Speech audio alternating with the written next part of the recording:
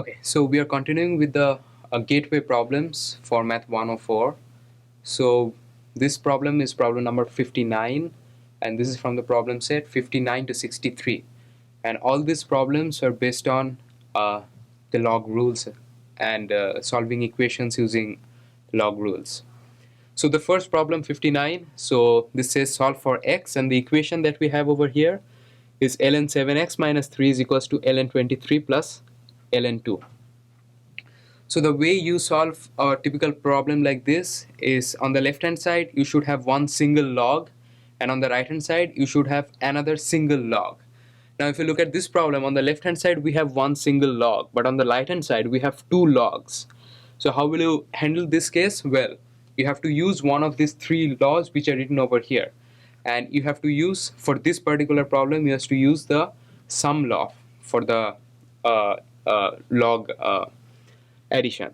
So if you use that, then you will get the left hand side, we will have ln 7x minus 3 is equals to, and on the right hand side we have sum of two logs. But what is sum of two logs? So it is just the log of the product of the insides. So this is going to be ln of the product of the insides, which is 23 times 2. So we have ln 7x minus 3 is equals to ln 23 minus 2 is just 46. Now we move to the second step. So what you have to do is that you have to raise both of them to the power of their base. So the base for ln is e. Therefore if you raise the left hand side and the right hand side to the power of e, if you take e to the power ln 7x minus 3 is equals to e to the power ln 46. But as e and ln are inverse to each other, you will just have the insides equals to each other. So we'll have 7x minus 3 is equals to 46. But this one is a linear equation.